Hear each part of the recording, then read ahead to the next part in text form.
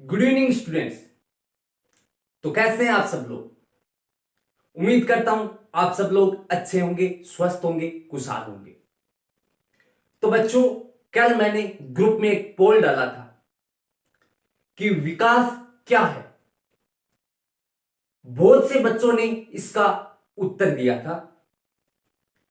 तो लगभग जो 60 से 70% बच्चे हैं उन्होंने इसका गलत उत्तर दिया था कि विकास जो होता है वो मात्रात्मक एवं गुणात्मक होता है। तो आप मुझे एक बात बताओ, विकास जो होता है उसको हम माप थोड़ी सकते हैं। यानी कि हम ऐसे थोड़ी बता सकते हैं कि बच्चे का 13 सेंटीमीटर विकास हुआ है। बच्चे की वृद्धि को हम मतलब बच्चे की जो वृद्धि होती है उसको हम माप सकते हैं। यानी बच्चे की यदि लंबाई में वृद्धि होती है तो हम उसे बता सकते हैं कि बच्चे में 5 सेंटीमीटर की वृद्धि हुई है। लेकिन विकास है उसको हम माप नहीं सकते। तो विकास जो होता है वो गुणात्मक होता है और वृद्धि जो होती है वो मात्रात्मक होती है। इसका मतलब आप लोगों को जो आपकी ये जो पूरी यूनिट है, जो आपका ये पूरा पेपर है चाइल्ड डेवलपमेंट एंड लर्निंग, वो पूरा विकास के बारे में है और अभी तक आपको विकास का भी पता नहीं। तो कोई भी चीज को रटो मत, उसको समझो कि आखिर ये होता क्या है। यदि आप इस समय रट के पास हो गए, यानी आपने डीएड के पेपरों को रट के पास कर लिया, तो ये आपकी सबसे बड़ी भूल है। आज तो आप रट के पास हो जाओगे, लेकिन कंपटीशन में आप रट नहीं सकते। यानी चीजों को समझना जरूरी है। अरे कंपटीशन में कैसे रटोगे आप? उसमें तो पूरी साइकोलॉजी चलनी है, उसमें आप नहीं रट सकते। इससे बेहतर यही है कि आप चीजों को समझे, उनको रटे नहीं।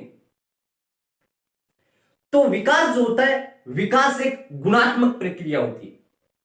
यानी विकास जो है व्यक्ति में मानसिक रूप से होता है और जो वृद्धि है वो मात्रात्मक रूप में होती है। अब जो आपका थर्ड पेपर का थर्ड यूनिट है वो है आपका साइकोलॉजी एंड सीखने के सिद्धांत यानी लर्निंग के बारे में। इसके अंतर्गत हम पढ़ेंगे शिक्षा मनोविज्ञान की परिभाषा, उसके क्षेत्र और जो विभिन्न वैज्ञानिक है उन्होंने सीखने संबंधी कौन कौन से सिद्धांत दिए हैं उनके बारे में।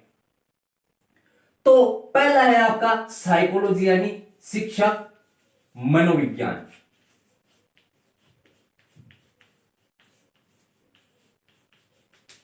तो मनोविज्ञान आखिर होता क्या? तो जो शिक्षा मनोविज्ञान है या जो साइकोलॉजी है, इसके अंतर्गत हम व्यवहार संबंधी अध्ययन करते हैं। यानी साइकोलॉजी जो है उसकी परिभाषा क्या होगी? यानी आपसे 2 नंबर में क्वेश्चन पूछा जाएगा कि शिक्षा मनोविज्ञान की परिभाषा दीजिए। तो शिक्षा मनोविज्ञान की आसान शब्दों में परिभाषा यह हो जाएगी कि जो व्यवहार संबंधी विज्ञान है,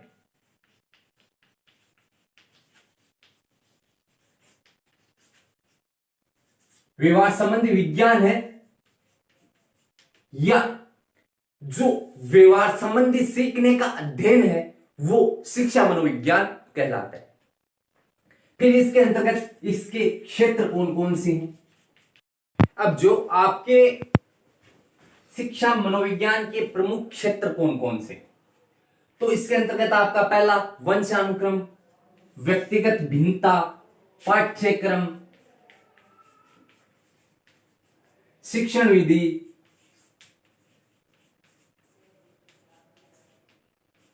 विधि, अधिगम सामग्री,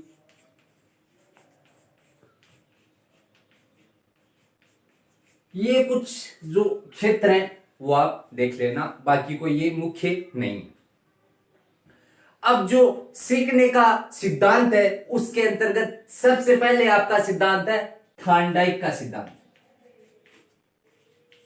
थॉर्नडाइक का सीखने का सिद्धांत, इन सब में से एक सिद्धांत आपका पूछा जाएगा। तो थॉर्नडाइक का जो सीखने का सिद्धांत है वो क्या है? इसे त्रुटि या प्रयास का सिद्धांत भी कहते हैं। तो थॉर्नडाइक का जो सीखने का सिद्धांत है वो ये कहता है कि कोई भी व्यक्ति को कार्य करने के लिए, यानी कि कोई भी व्यक्ति जब कार्य करता है तो उस कार्य को करने के लिए जो उसका शरीर प्रतिक्रिया देता है वो क्या है? यानी कि जैसी त्रुटि या प्रयास, इससे त्रुटि या प्रयास सिद्धांत इसलिए कहा जाता है क्योंकि व्यक्ति जो होता है वो जो अपनी गलतियों से ही सीखता है, यानी कोई गलती करेगा उसी से वो सीखेगा। ये थॉर्नडाइक का सीखने का सिद्धांत कहता है। बाकी इसमें कुछ खास नहीं है। इसने दो नियम दिए, एक तो शिक्षा का सामान्य नियम और एक शिक्षा का गौण नियम। ये दो नियम इसने दिए थे। इसके बाद आपका है बंडूरा प्रयोग, जो है सामाजिक अधिगम सिद्धांत या शिक्षण अधिगम सिद्धांत।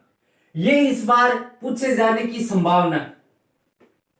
तो इसके अंतर्गत क्या है, बंडूरा ने एक बच्चे पे प्रयोग किया था, जिसके अंतर्गत उसने बच्चे को 3 मूवी दिखाई, जिसमें पहली जो मूवी थी वो सोशल इश्यू पे आधारित थी, यानी सामाजिक जीवन पे आधारित थी।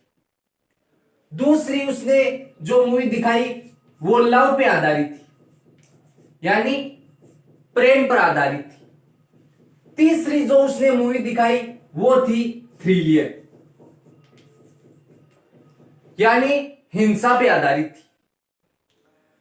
तो जब पहली मूवी उसने बच्चे को दिखाई सोशल इश्यू वाली, तो उस पर बच्चे का ये रिएक्शन हुआ कि बच्चा जो है उसके पास में एक गुड़िया थी या एक गुड़िया रखी गई थी, उस गुड़िया से वो सामान्य बातचीत करने लगा। फिर जो दूसरी उसने प्रेम की जो लव की मूवी दिखाई, उसके अंतर्गत उस बच्चे ने उस गुड़िया के साथ प्रेम या सहलाना उसे शुरू कर दिया। तीसरी जो मूवी दिखाई थ्रिलर यानी हिंसात्मक मूवी, उस मूवी को देखकर बच्चे ने उस गुड़िया की गर्दन मरोड़ दी।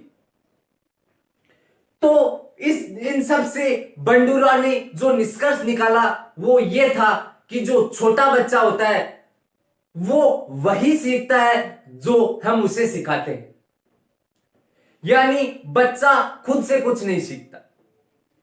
बच्चा जो देखता है बच्चा वो वही सीखता है। यह था आपका बंडूरा प्रयोग यानी कि शिक्षण अधिगम सिद्धांत। मुख्य सिद्धांत है, इस बार पूछे जाने की पूरी संभावना है। अब अगला जो आपका सिद्धांत है वो है जीन पियाजे का सिद्धांत।